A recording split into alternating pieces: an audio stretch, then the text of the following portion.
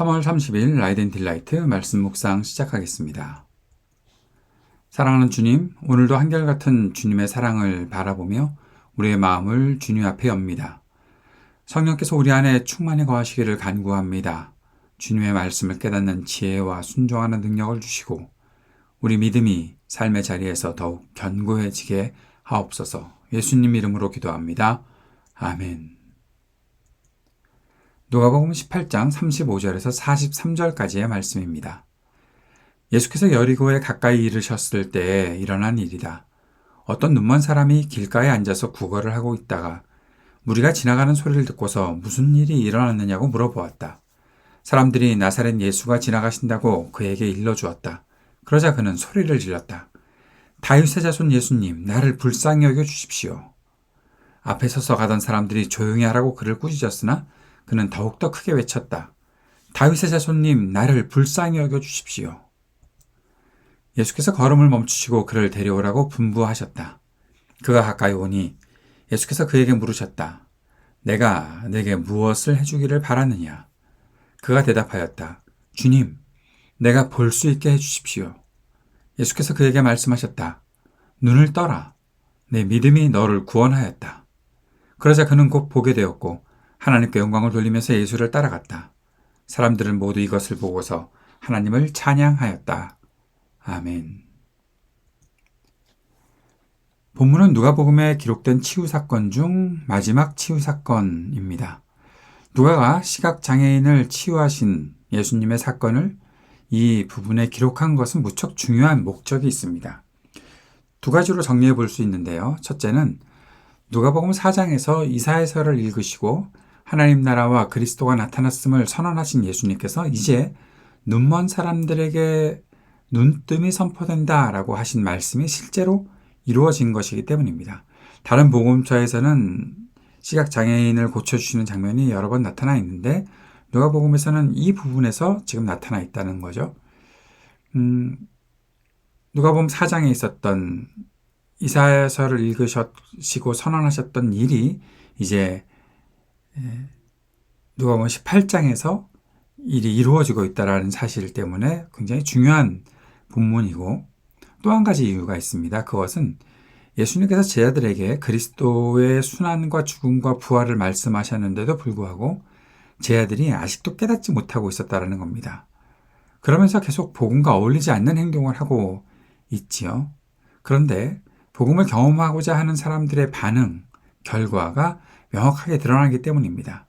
가난한 사람들, 또 병자들, 오늘은 눈먼 사람, 시각장애인이 복음을 어떻게 알고 이해하고 반응하고 있는지 본문을 읽다 보면 충분히 우리가 알 수 있죠.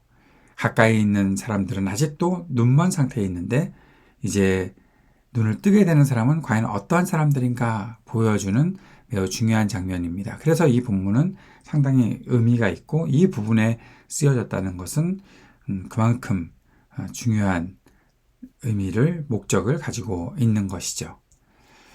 눈먼 사람은 구걸을 하고 있었습니다. 예수님께서 근처를 지나가신다는 소식을 듣고 소리를 질러서 예수님께 긍휼을 구했지요.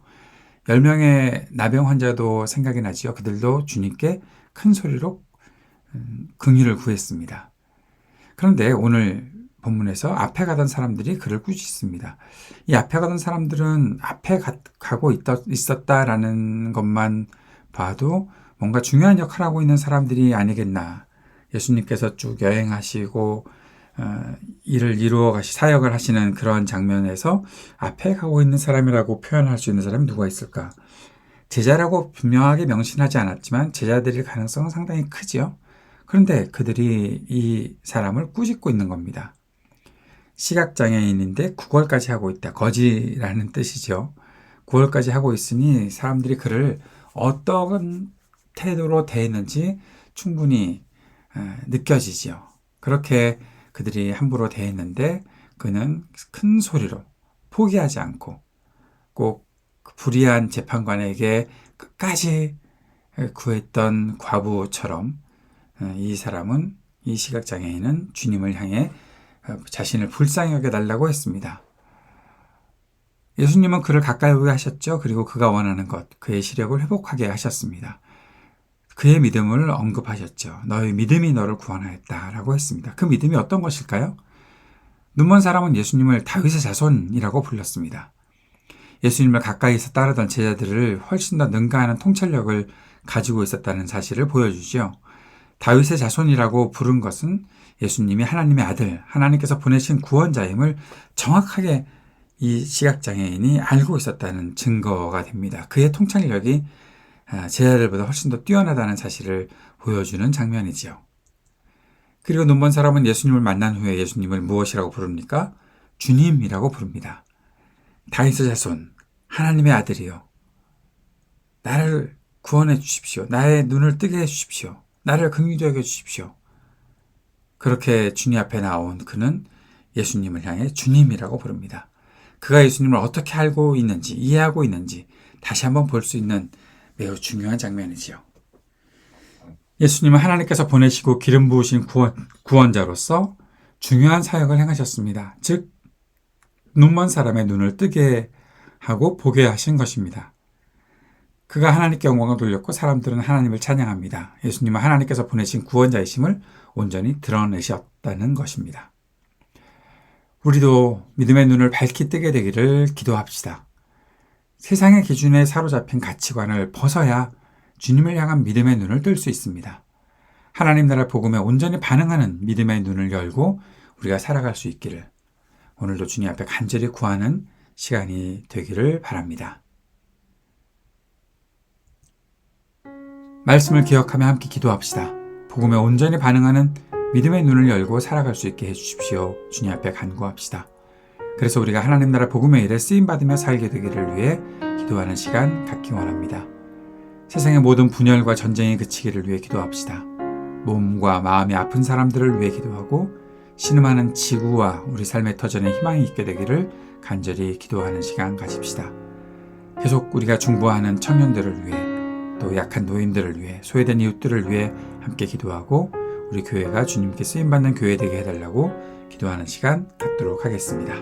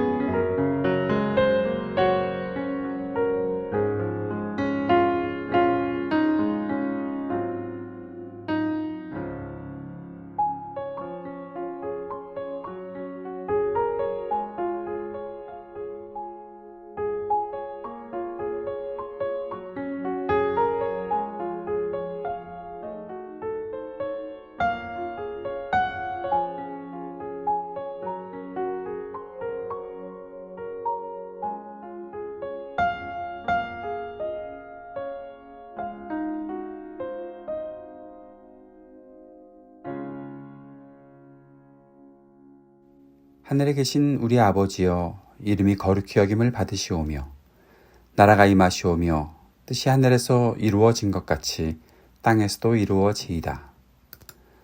오늘 우리에게 일용할 양식을 주시옵고 우리가 우리에게 죄 지은 자를 사하여 준 것 같이 우리의 죄를 사하여 주시옵고 우리를 시험에 들게 하지 마시옵고 다만 악에서 구하시옵소서. 나라와 권세와 영광이 아버지께 영원히 있사옵나이다. 아멘.